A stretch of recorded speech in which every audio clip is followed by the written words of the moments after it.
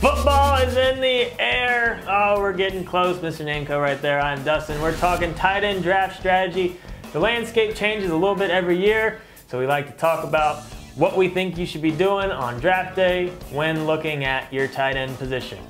All right, but first, a little housekeeping note. We're not going to use the forums as much this year on the website. What we're going to do is try to answer as many questions as we can within YouTube on all the videos. So whether you have keeper questions, draft questions, trade questions, you can post them in any of the videos. We'll try to get to them. Dustin will be under the tag Fantasy Smack Talk TV. I will be under my own name, of course. And a few other things just to note on our tight ends and other videos. We're doing giveaways for smashing the like button, for sharing the video on Facebook, whatever it may be, so keep an eye out for those. And get onto our website, get our draft guide. It is free.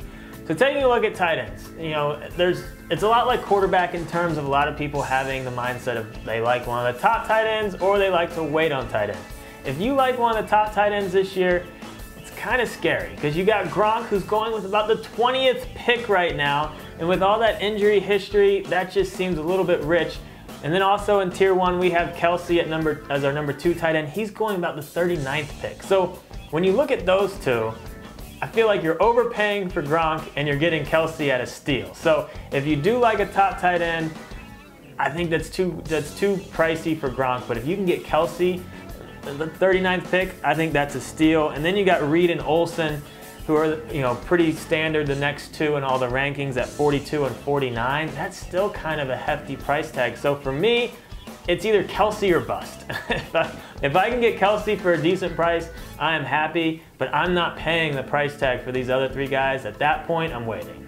So the next thing to note is around pick 70 is when the tight end run happens. And if you think about it, a lot of the rosters are starting to get filled up. So pick 70, somebody takes like a Jimmy Graham, and then it starts. And it goes Graham, Eifert, Walker, Bennett, and it goes down the list that way. Out of that, I'd rather be the guy starting the run with the Jimmy or the Tyler Eifert, and not the guy that's just going to grab Walker or Bennett because I think I need a tight end. My personal strategy in most leagues, I'm not taking one of the top guys. I personally like getting an Eifert or possibly a Jimmy, and then maybe pairing him up with an Ebron or an Ertz. And so I'm okay taking 2 tight ends, but I'm not gonna reach for Jimmy. I'm not gonna reach for Eifert. They have to land into my lap at a good value. If they don't, and this run happens and I don't get anyone, I'm fine with that. Then what I'm doing is definitely drafting 2 tight ends late. I love the combo of Ebron and Ertz. Pick 137, 115 is where they're going right now. If I can do that, I love having those 2 guys playing the matchup game or seeing which one breaks out. I think they both have potential to have very good years.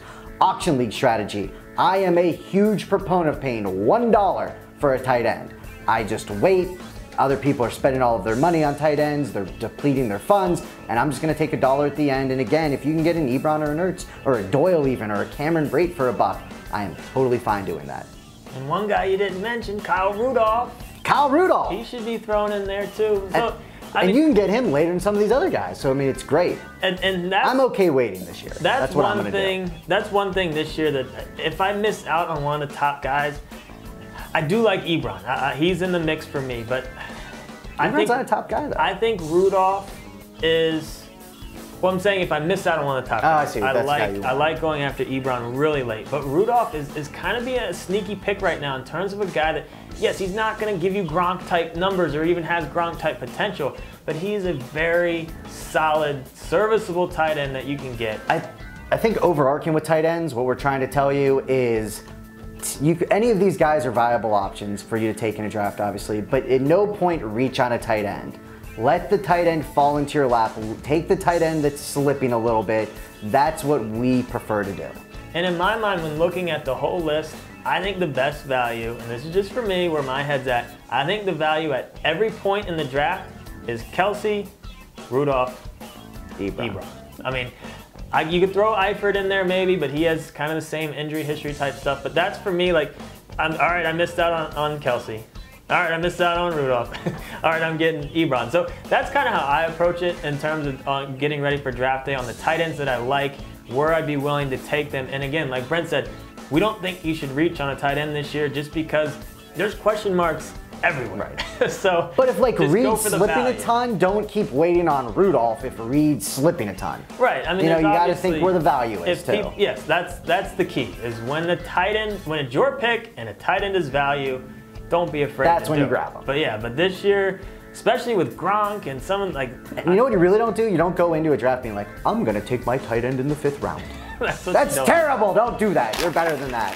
So that's our tight ends. Let us know what you think, what you're trying to do on draft day with your tight end. Check out our draft guide. Check out our cheat sheet on there. You should have your cheat sheet ready for your draft day, and ours is obviously the best. So leave a comment, like, subscribe. Please, we need more subscribers. Hit the like button. Just do it. It's easy. If I was watching your video, I'd like it. I would too. Okay, Dustin, they got the point. I would. Bed flip. Bed flip. Soup for you!